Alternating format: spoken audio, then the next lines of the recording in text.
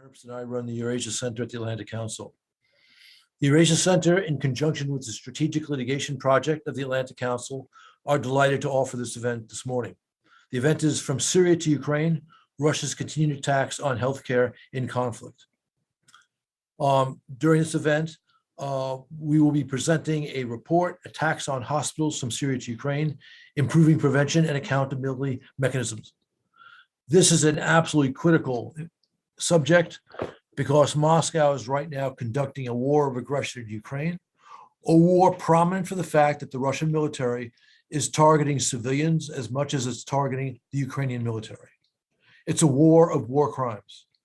One particularly noxious element in this war of war crimes is the targeting, intentional targeting of healthcare facilities throughout Ukraine, a technique that the Russian military perfected in Syria. And we have a wonderful group of guests who will be presenting this to you. And with that, I think I've set the stage. Thank you. Thank you, Ambassador Herbst, and thank you all for joining us for today's event organized by the Atlantic Council Strategic Litigation Project and the Eurasia Center. We're convening this panel because of the urgency of Russia's attacks on healthcare in Ukraine, which follows an alarming pattern of similar attacks in Syria over the past decade. The Syrian conflict was unbelievably brutal in scale, and targeted attacks on healthcare in Syria over the past decade undermined long-established and hard-won provisions on international humanitarian law to protect civilians in conflict. It broke records for healthcare in conflict with over 600 documented attacks. Meanwhile, in just 100 days since Russia invaded Ukraine, there have been 200 such attacks on healthcare. It appears that the impunity of these attacks in Syria have allowed the perpetrators to continue doing so in Ukraine at a more accelerated rate. Now, despite the massive scale of this problem, which goes beyond Syria and Ukraine, there has been no criminal prosecution of any alleged perpetrators of attacks on healthcare in conflict, no UN mandate dedicated to this particular issue, nor any task force created by governments for prevention and accountability. At most, we've seen hollow condemnations after condemnations from after news agencies or victims groups report on attacks targeting these hospitals. The international community's inability to bring meaningful action to stop these attacks and conflict after conflict has resulted in the continued deaths of healthcare workers and civilians. These issues and more are discussed in a new issue brief by Elise Baker and Gisu Nia of the Atlantic Council Strategic Litigation Project called Attacks on Hospitals from Syria to Ukraine, Improving Prevention and Accountability Mechanisms. The brief examines patterns of these attacks and proposes recommendations to UN bodies, the WHO, national governments, among other institutions and decision makers for concrete actions to prevent future attacks and advance accountability for past ones. Today, we're extremely lucky to be able to bring together top experts on the attacks on healthcare. Our panelists include those currently working on the ground in Ukraine, those who've observed the aftermath of such attacks in Syria, and those fighting for policy changes and addressing these issues in the courtroom. Before we introduce our speakers and get started, just a few housekeeping notes. Our conversation today is public and on the record. I encourage you all to follow the Atlantic Council's Twitter page, where you can tweet us your thoughts through hashtag AC Strategic Litigation and hashtag AC Eurasia. Also, this event will be recorded and available for viewing on the Atlantic Council website and its YouTube page. And for the order of today's panel, we will first hear from our speakers, and then we'll open the floor to questions from the audience. If you are in the audience and would like to submit a question, please use the Q&A or chat box located in the control panel on Zoom and send in questions for your speakers. And do note if your question is directed to a specific speaker or to all of them. And now for our speakers. We have with us today Carmen Chunkaman, who is the Executive Director of International Human Rights Organization Center for Justice and Accountability. Also with us is Pavlo Kovtoniok, the co-founder of Kyiv-based think tank, the Ukrainian Healthcare Center, Amani Khadour, the Regional Director of Syria Relief and Development, and we have with us Len Rubenstein, Professor at Johns Hopkins Bloomberg School of Public Health. Now, I'd like to start with Pavlo. Given that you're currently on the ground right now, I know at your think tank, you've sort of pivoted to documenting these attacks on hospitals and healthcare facilities. It will be very interesting to hear your findings on these trends and patterns over the past few months, and what have been some of the trends and results that you have seen. Yes, hello everyone. Documenting of attacks and working here on the ground, looking at attacking health facilities was by no means the dream of my life and not the mission of our organization. We were before February 24, just a health policy think tank dealing with health reforms. But later, as the war began, we started documenting attacks on health facilities, first just instinctively, and then grew into a kind of semi-professional project where we trained the team and we started to do it quite extensively. And now we are probably the leading independent organization doing that in Ukraine. So first of all, what I can tell about the topic today, we are going to compare Syria, what happened in Syria and what happened in Ukraine. We should mind an important thing, that the two wars are rather different ones. Syrian war was a civil war, whereas the war of Russia against Ukraine is a old style war of aggression between the two states, right? But what is very similar about these two wars is the perpetrator, the Russian Federation, and also the style and the tactic they're using. And this tactic is systemic destruction of civilian infrastructure, including medical infrastructure. And this is what we began to observe from the very first day. We recorded 173, as for today, attacks on healthcare facilities since the beginning of this large-scale invasion. And most importantly, most of those cases happened in the first 2 months, in March and April 2022. That means that almost 160 cases happened in approximately 100 days, meaning that 1 or 2 hospitals were attacked daily in Ukraine. The scale is immense. And we can definitely see that there is a pattern in these attacks. It's not just an array of separate episodes. This is first systemic, second deliberate, and then third large-scale tactic and the strategy. And maybe we suspect that this is a policy of the Russian Federation here.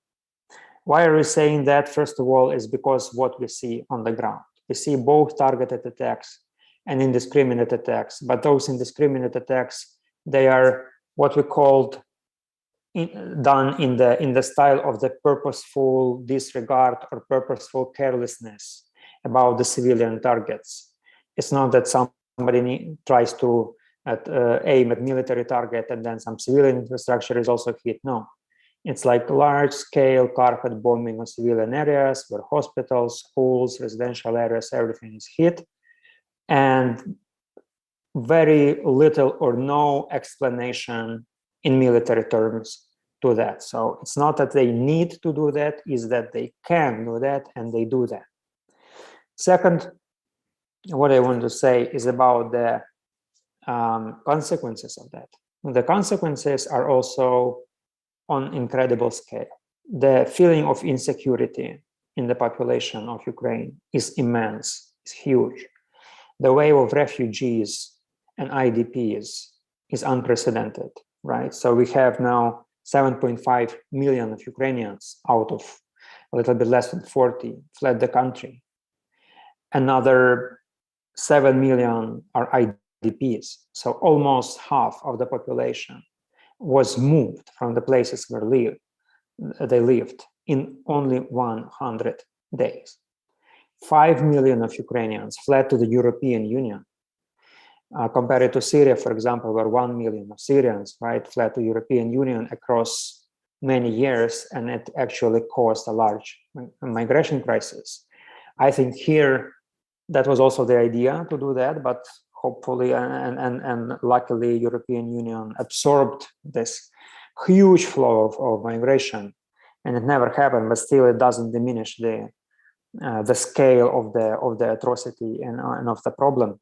And the last thing I want to mention is that both our organization, in general, the public opinion in Ukraine, expert in Ukraine, were quite disappointed, they're quite petrified, looking at how international community responded to that, including the UN, including the World Health Organization. The WHO was silent in the beginning, was using euphemisms for calling this war a war, for calling Russia as a perpetrator, for calling what is happening here as a systemic aggression. Then they're slowly, finding right words, but still 3 months they waited until their regular World Health Assembly to finally discuss the issue of the Russia-Ukrainian war. And even on this World Health Assembly, no solid decision was made. Only, the resolution of concerns was adopted. And then it was said that if Russia continues to do that, we may consider looking at some sanctions according to WHO constitution. So the response was very, very weak, I would say even spineless. And this kind of response motivates us, to look for justice, to look for mechanisms to prevent it in the future, to deter future perpetrators, and also to stop what Russian Federation is doing in Ukraine. Thank you.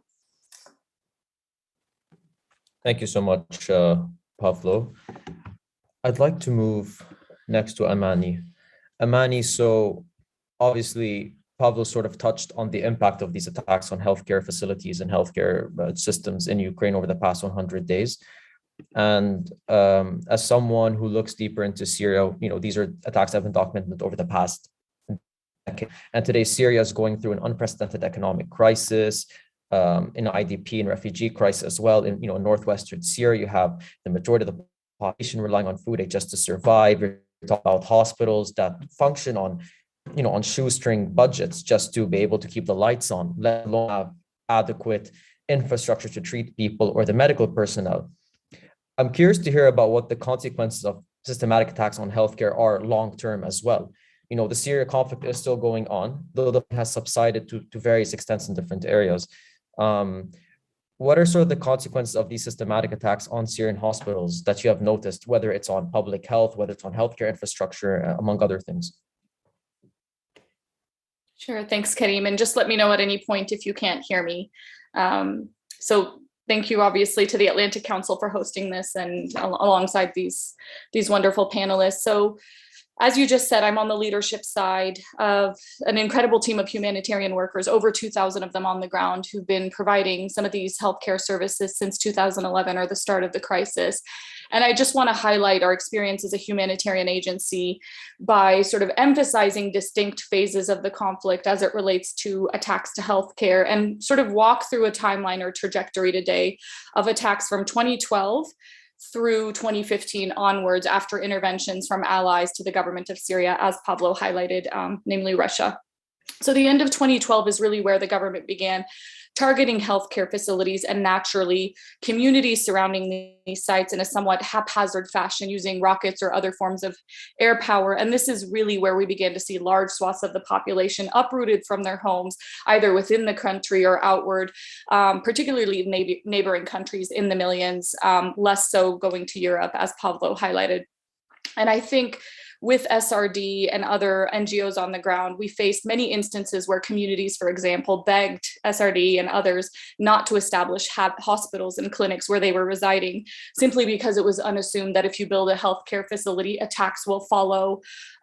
Really, if you build it, they will come, but in a very sadistic sense. And then in 2013 is really where we began to see barrel bombs, really cheaply constructed destructive mechanisms to attack hospitals.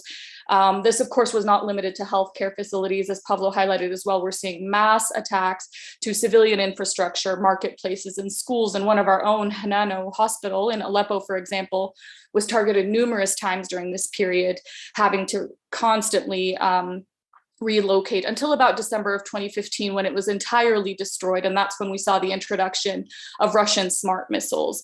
And we, at that point, were talking about a facility that's 5 stories underground. And despite that, there were countless injuries. And unfortunately, we lost one of our own as a result of this attack. And that's why sort of I mentioned this milestone of 2015 is really where we saw that shift from indiscriminate targeting of civilians and broadly in infrastructure in all parts of Syria, specifically the north and the south, to then seeing this organized, systematic, and precise targeting of facilities through some of these missiles and sophisticated weaponry that the government of Syria would otherwise have not had access to. And this is also where we saw a major destruction to infrastructure and whole communities, again, being displaced, or in the case of Aleppo City, for example, being besieged, bombarded, and essentially over 350,000 people being stuck in an open air prison. And certainly having injuries, fatalities on the rise, all while sort of safe evacuations of civilians was at the mercy of negotiations.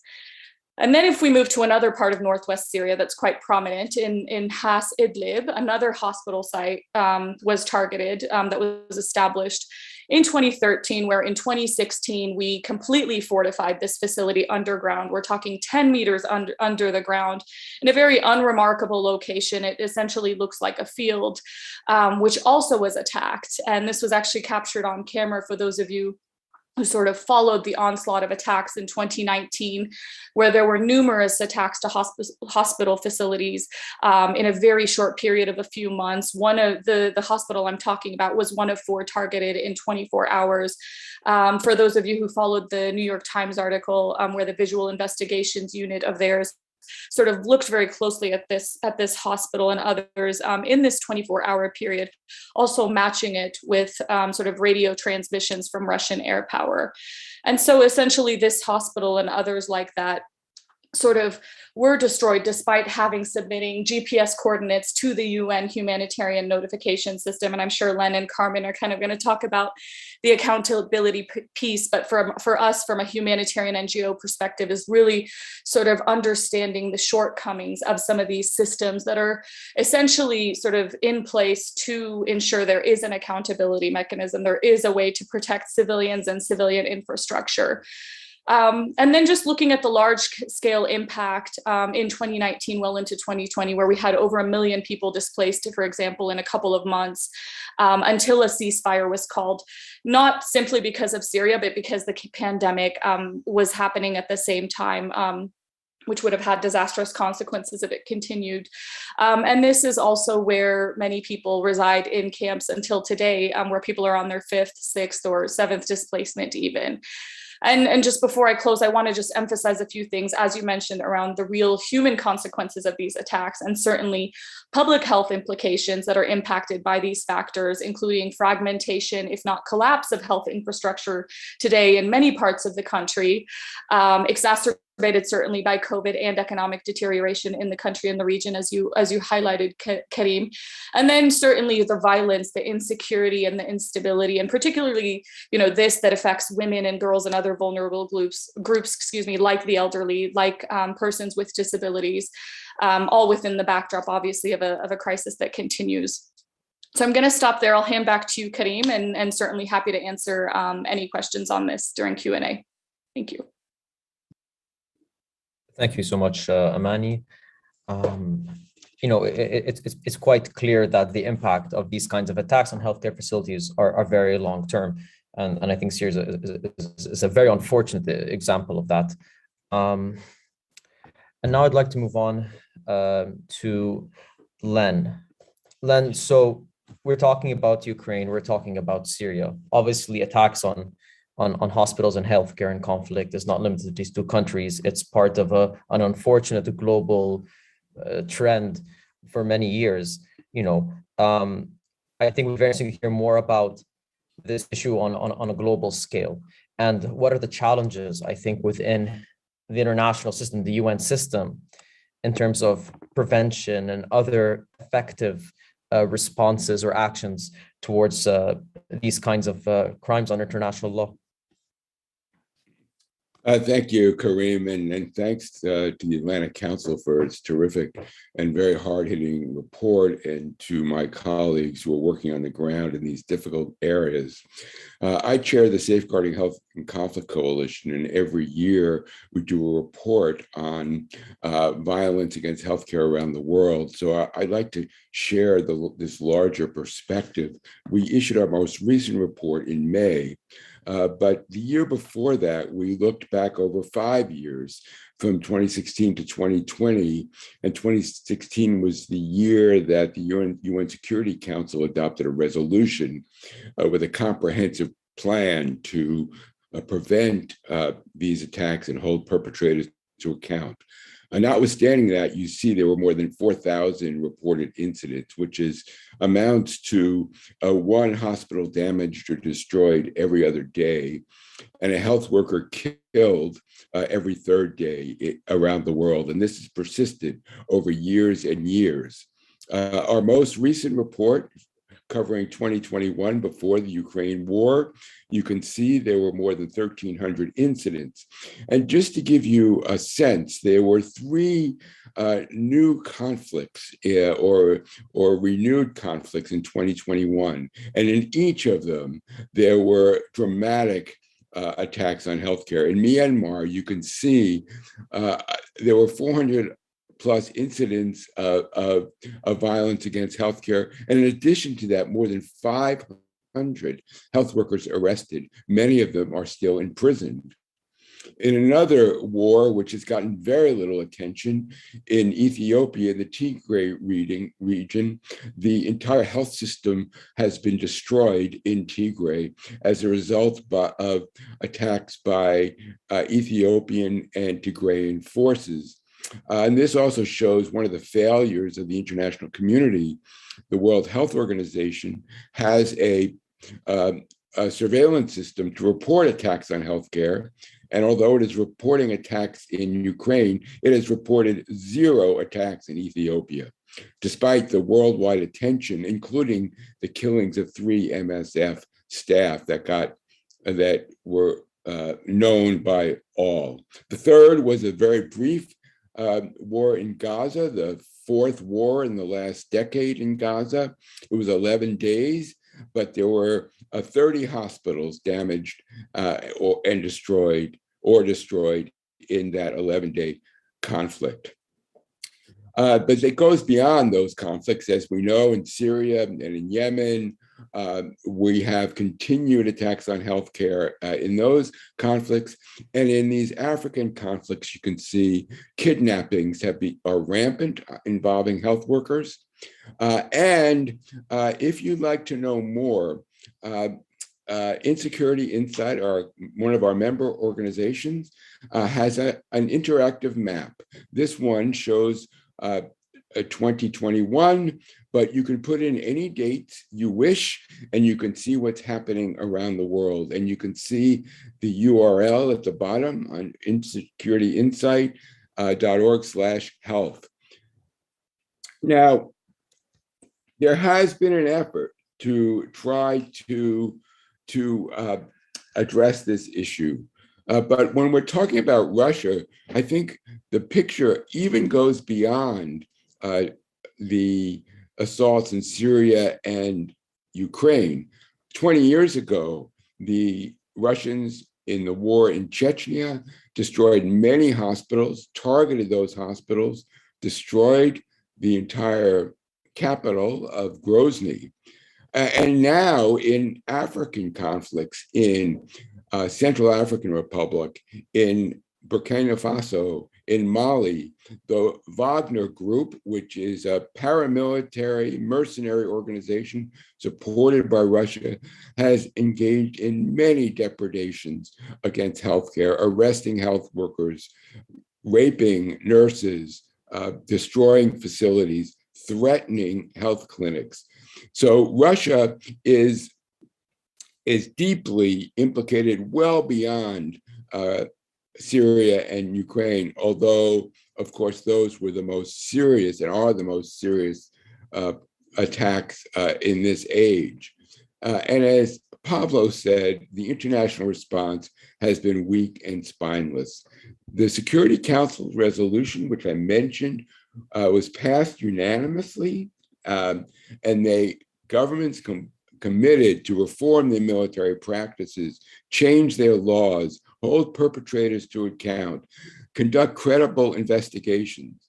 And WHO was charged to collect data, as I mentioned. But in those years, those commitments have not been followed. The implementation of that resolution has been close to non-existent. And the impunity actually goes beyond the lack of criminal prosecution.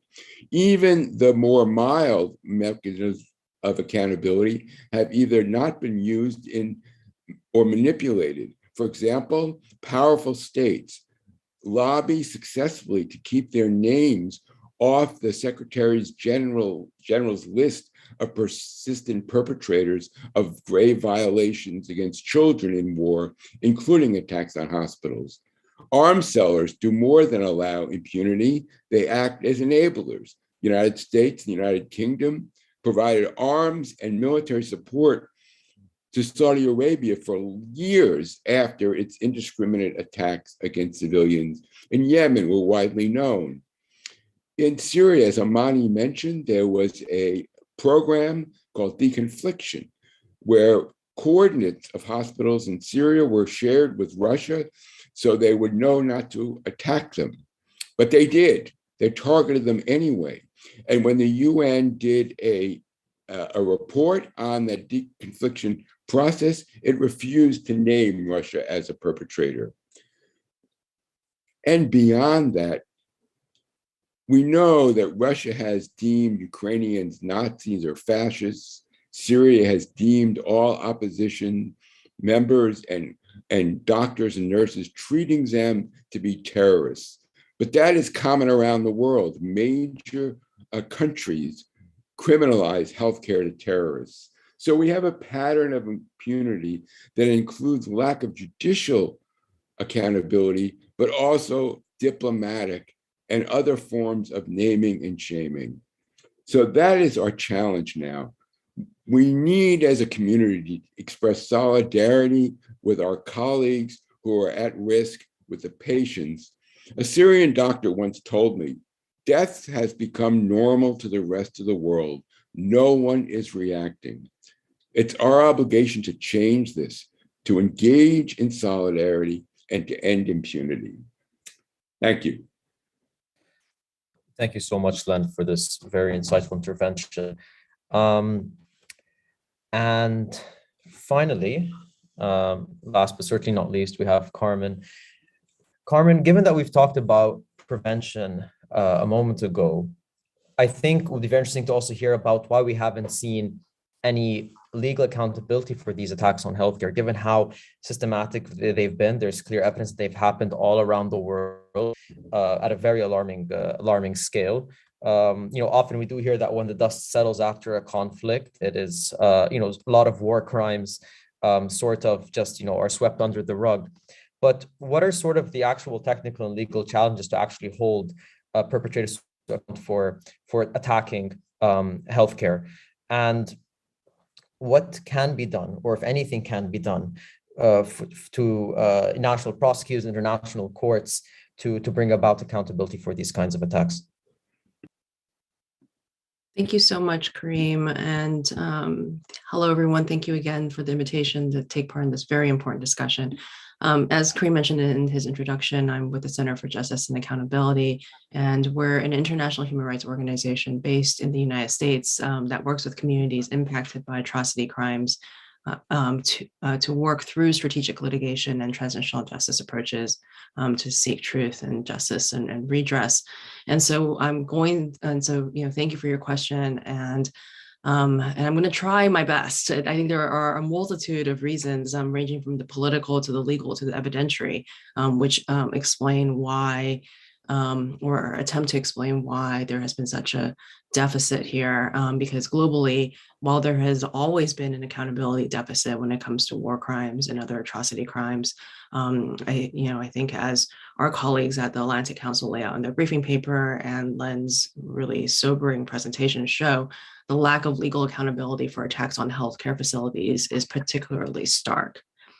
So let's maybe take the example of Syria, because we have over the past several years finally seen some progress in terms of prosecutions for war crimes committed in Syria. These prosecutions have taken place exclusively in third country jurisdictions, that is outside of Syria, and in the domestic courts of countries that can claim some form of jurisdiction over these crimes through so-called universal jurisdiction statutes. And by the most recent count, I believe there are a little over 20 ongoing universal jurisdiction cases related to the conflict in Syria taking place in Europe, primarily in Germany. But for the most part, the cases that have gone forward relate to abuses in custody. such as to torture in detention centers. What we haven't seen, at least in terms of active prosecutions, are cases that have focused on the conduct of hostilities, that is, the crimes related to how the war is fought, which of course includes attacks on healthcare facilities. And for example, while there are criminal complaints pending in multiple European jurisdictions right now concerning the use of chemical weapons in the Syrian conflict, we've yet to see any charges laid or arrest warrants issued as a result of those complaints. Part of the reason for why this is the case is that conduct of hostilities cases are just harder from both an evidentiary and legal perspective. The law of armed conflict at its core seeks to minimize the adverse impact of war on civilians and those who are not taking part in the fight. It does not, tellingly, seek to eliminate all bad consequences. And that, from a human rights and humanitarian perspective, is a very hard thing to hear, that is not what the law does. And so as a result, international humanitarian law has baked into it a certain acceptance that there can and there will be collateral damage in the conduct of hostilities in any armed conflict, and that civilians may be killed and that civilian infrastructure may be damaged. And so from a legal perspective, it's important to keep in mind that not all civilian casualties and all destruction of civilian infrastructure, such as medical facilities, necessarily constitute war crimes. What international humanitarian law does prohibit, however, is the deliberate targeting of medical facilities.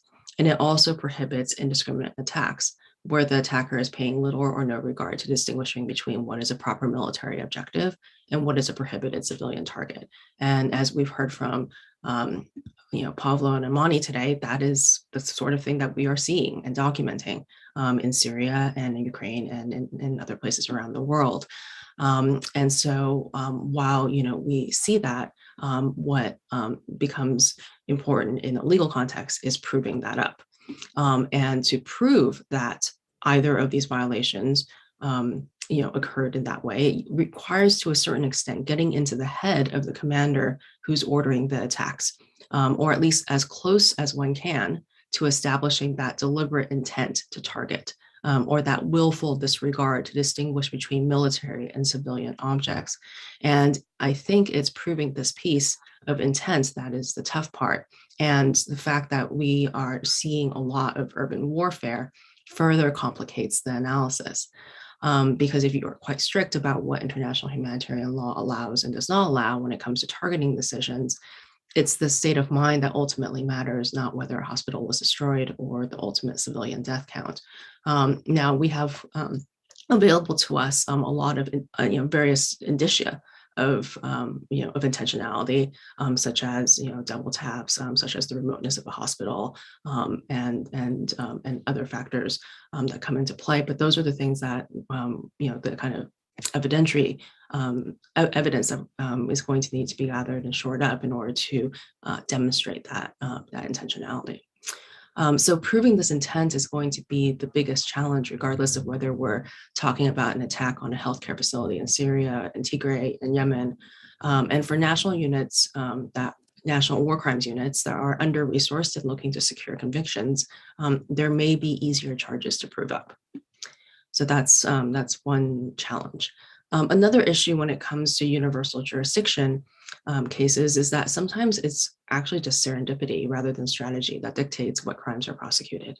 What we've seen, some national authorities in Europe develop structural investigations, which look more into developing evidence based on the crime rather than the defendant. Oftentimes, prosecutions are just triggered by the presence of a defendant within that jurisdiction who they happen to lay their hands on. And so while there has been absolutely no shortage of documentation on attacks on healthcare facilities, for these and other reasons, legal accountability has remained quite elusive.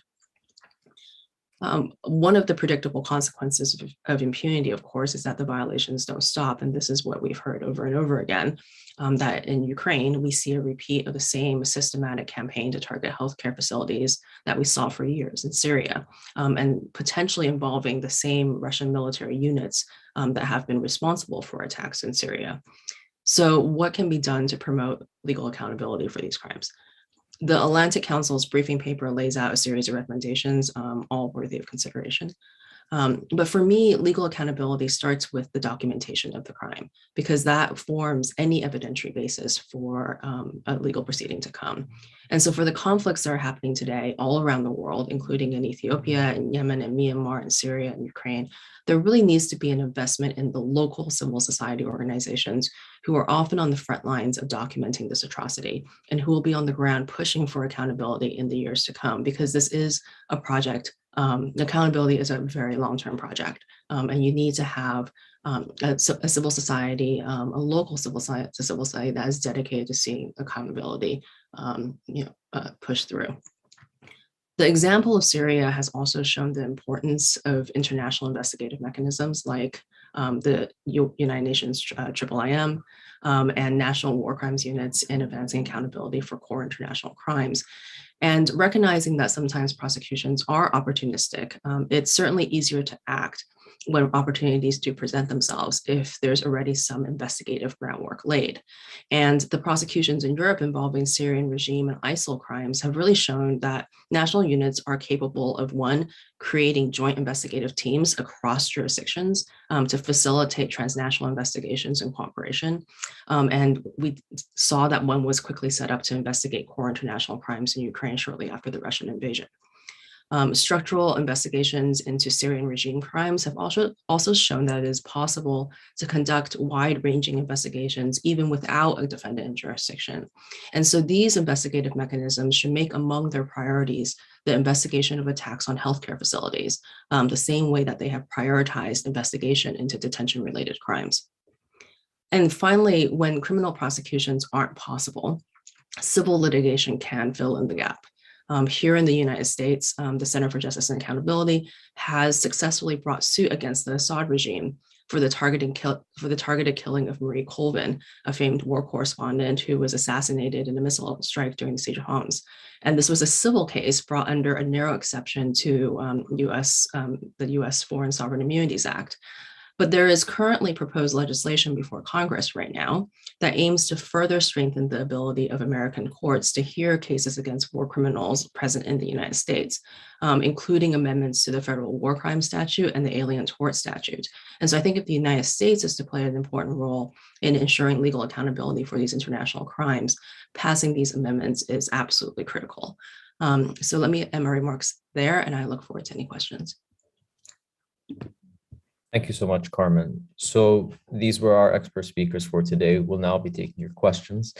We currently have a question in the control center. And remember that if you have any questions, go to the Q&A icon in your control panel on Zoom. Don't forget to address who you'd like your question to be sent to.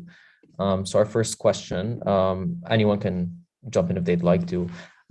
They ask, what are Russian military objectives in bombing hospitals in Ukraine? Is it possible to distinguish between strategic and tactical objectives in this regard? Whoever would like to intervene, please go ahead.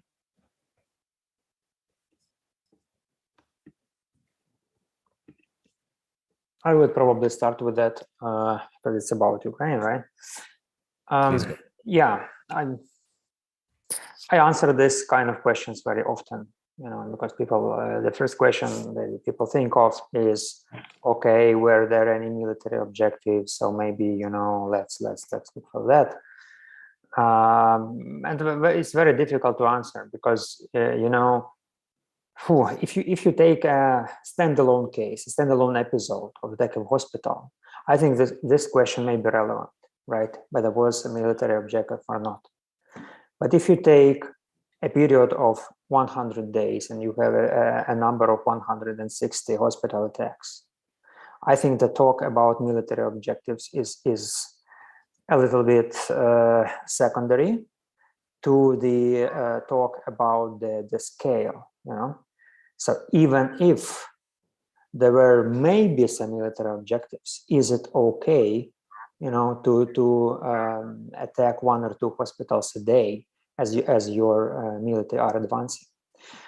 If you look into the military doctrine of the Russian Federation, you will not find any prohibition on targeting civilian areas, on carpet bombing civilian areas, on attacking hospitals, on indiscriminate attacks on civilian infrastructure. So they actually don't care about military objectives. And we have a lot of examples of that. When they approach to the town, for example, to a small town, and they know that Ukrainian forces may be somewhere in the town or around the town, they will just, burn it to the ground because they suspect their military doctrine enables that, So most of the attacks in hospitals in Ukraine are indiscriminate attacks, although they are also targeted attacks, and a number of them. But most of them are indiscriminate. But what case we are trying to build is that they are purposefully careless, So if Russians can, they always do. So if they can carpet bomb, they always do carpet bombing, right? So it's completely different philosophy, and I think that's very important to talk about that. That because it has gone too far, I think. Thanks. Thank you so much. Len, would you like to share thoughts? Sure, but Carmen, I think, was first. Oh, Len, please go ahead. Yeah, a few points. First, it's important to understand that having military objectives does not ever justify the attacks. The Geneva Conventions are very clear in rejecting military objectives as a justification.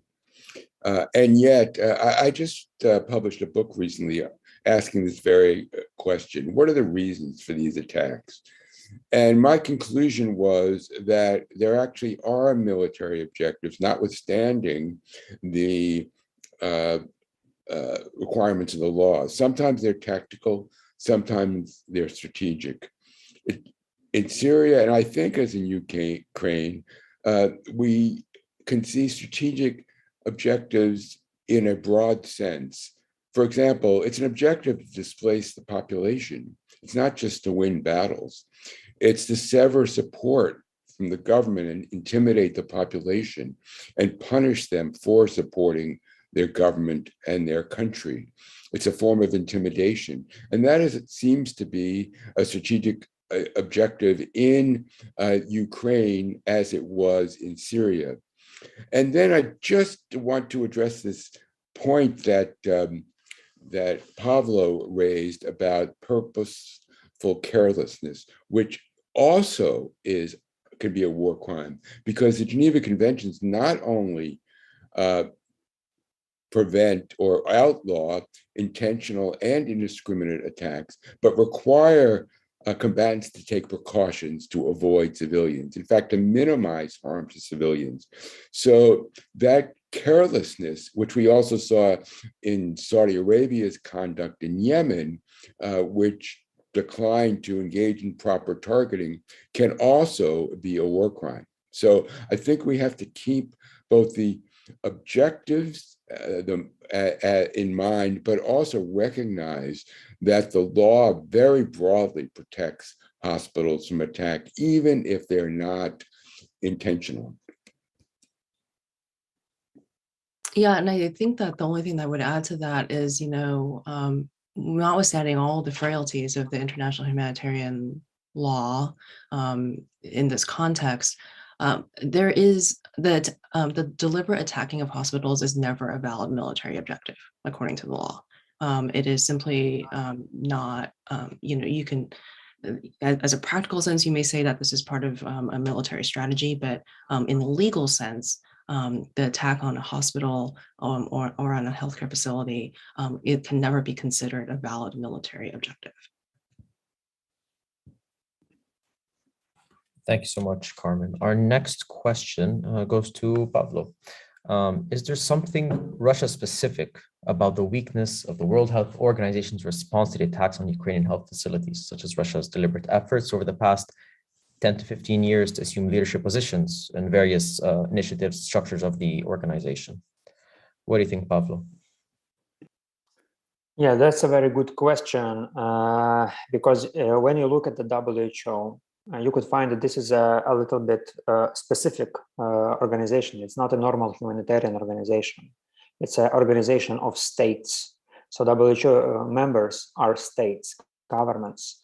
And with the Russian-Ukrainian war, it's quite a unique situation when you have two member states in a war, right? Unlike Syria, unlike Ethiopia, unlike Yemen. Well, Yemen probably would be also the case, right? But Syria, Ethiopia were civil wars.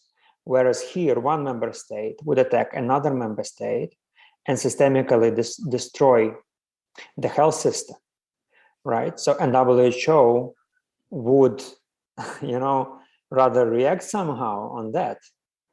And the health minister of Russia is sitting in the executive committee of the WHO. And the situation is really weird because, I like to imagine things. And I imagine that, for example, on Wednesday, the Russian health minister is sitting together with Russian defense minister at the same table at the meeting of the government, right? And they are discussing how the war in Ukraine is going on, how the civilian infrastructure is destroyed, is it okay or not? Are we successful or not? And on Saturday, he goes to the WHO into the executive committee meeting and speaks of health and peace and blah, blah, blah. And that's just crazy, right? And this is why I think WHO was a little bit disoriented, because they were treating the Russian-Ukrainian war as a kind of the civil war. Let's provide humanitarian aid and that's it, and we will be okay. But now they need to make tough political decisions with a Russian minister at the high position in the organization. And the practice shows that they can't do that. They can't organize countries, member states of the WHO to have a serious talk about whether it's okay or not. And the last point to say is the WHO is constantly calling member states to increase their funding to recover Ukrainian health system, which makes it even more weird because one of the member states is destroying the health system in the other member state territory, and all the other should give money to recover, And I think that's error 404 for WHO. So they are just helpless in this situation. Thank you. I mean, just a quick follow-up, he would say there's basically a conflict of interest in that case of the World Health Organization. Yeah, absolutely. Thank you, Pavlo. Our next question is for Carmen. The question is, Carmen, you've discussed the evidentiary challenges of proving the intent of these types of crimes. For accountability, have you seen similarly specific patterns of war crimes that have been successfully proven? And if how, what kind of evidence was persuasive? Thanks very much for that question. As our colleagues at the Atlantic Council lay out in their report, we actually really haven't seen successful prosecutions for attacks on medical facilities at the international or even the domestic level for really any conflict. And I think that speaks to some of the evidentiary challenges in proving that intent. I alluded to the possibility of building a case, around sort of indicia of intent, and in the Atlantic Council's briefing paper, they lay out some of those, such as like I said, the double tap, the existence of a hospital on a deconfliction list, and the possession of a deconfliction list by the attacking military, the remoteness of a particular hospital, such as the kinds that were described by Amani, as the impossibility of it being an accidental attack and so on and so forth. But sometimes the best kind of information about intent really comes from insider witnesses. And I draw from that our experience in the Marie Colvin case, where we had a lot of information around the structure and the policies of the Syrian military intelligence when it came to targeted attacks and its campaign against journalists. But what really I think was the most important piece of evidence in that case was the testimony of an insider witness, of somebody who was actually present when the order to strike was given. And I think in order for that kind of evidence to be made available in more of these cases, the jurisdictions that are prosecuting these cases, particularly those in Europe, really need to think carefully about to what extent they can actually protect insiders and give them proper assurances, with respect to their own culpability, safety, security, when it comes to participation in these proceedings. And some of that might require different policies and practices, or maybe even different national legislation. And I think the question of the role of insider witnesses in these universal jurisdiction cases is a very live topic right now. Thank you, Carmen.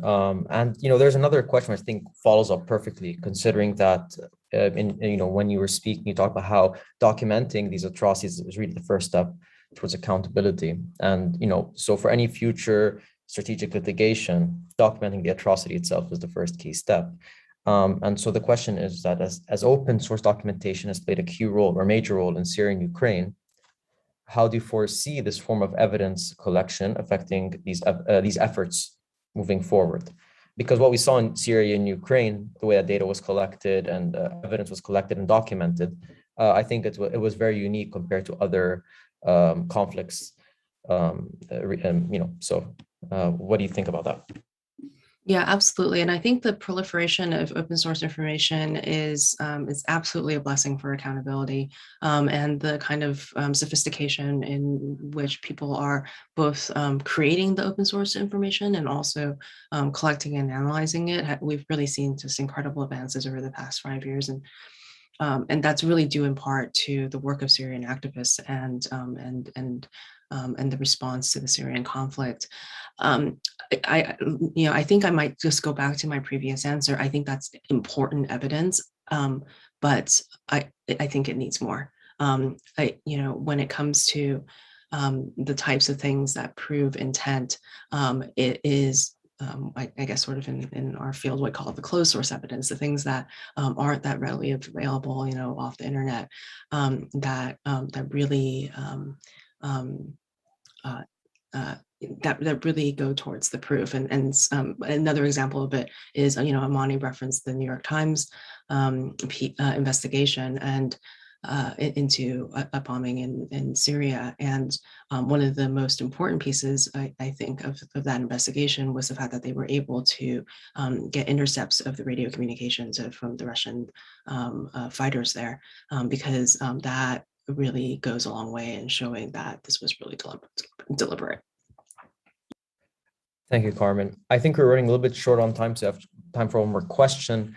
And I'd like Amani to intervene on this one first before free to chime in.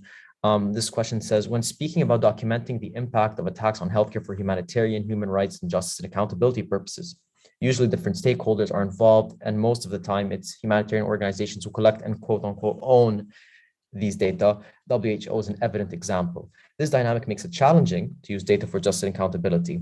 And so they ask, how can we enhance the collaboration between these different entities to end impunity? And what have we learned from Syria to make the process easier in Ukraine? Amani? Sure, and thanks, Hussam. Hussam's from Physicians for Human Rights and actually worked on the ground in Syria, so appreciate his work.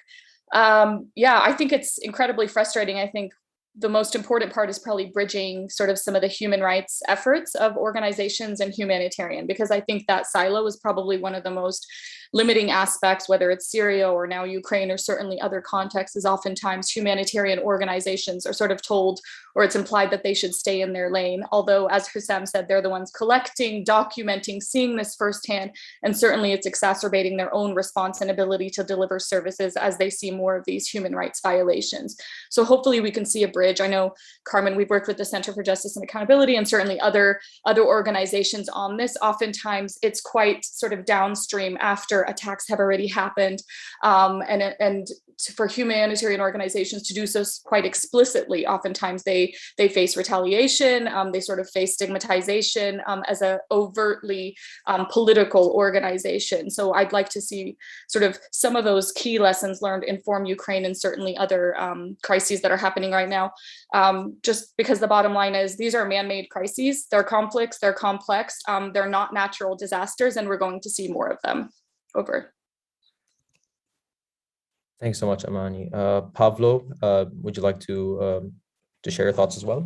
Yeah, I wanted to quickly jump into the previous question about the amount of evidence we have, and that's true that today's war are changing, and I wrote it, it's very well written, for example, in Peter Pomerantz's book on This Is Not Propaganda, and he wrote that in Syria, it was kind of almost real-time streaming of the war crimes, like exactly the same is happening in Ukraine.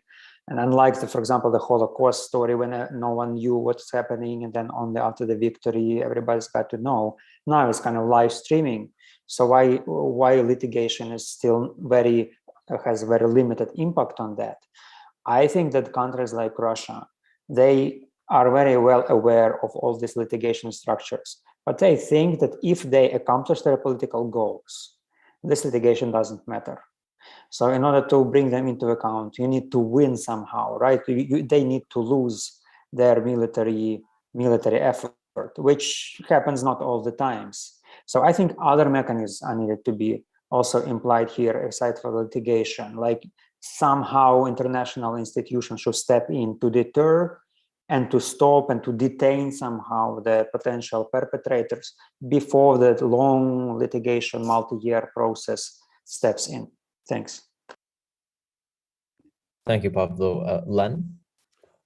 First, I totally agree with Pavlo, and certainly in Syria, the international community was asked multiple times to provide some kind of protection through safe zones or otherwise for healthcare and civilians, and they never did. With respect to Hussam's question, I think there are opportunities for organizations that, like WHO, which do not engage in accountability in the legal sense, but they could and should share their data with organizations that do, so like the High Commissioner for Human Rights. And I think member states should be compelling them to share that data, even against their own reluctance or resistance to doing that. So I think there are opportunities, and we have to keep pressing for that data to be shared. Thank you much, Len. And we are basically out of time at this point. Thank you so much for all our guests for joining us today. Your expert analysis and interventions has been extremely useful for all of us. Thank you, everybody who joined us today. For this panel, I hope this was very informative. It is clear that this is a very pressing issue, and as long as there's no accountability or any prevention mechanisms, then this is going to be ongoing. But at the same time, it shows that there are clear efforts to try and end this ongoing impunity. Thank you all so much. Be sure to follow the Atlantic Council's social media channels to check out the new policy brief about attacks on hospitals in Ukraine and the recommendations. Thank you.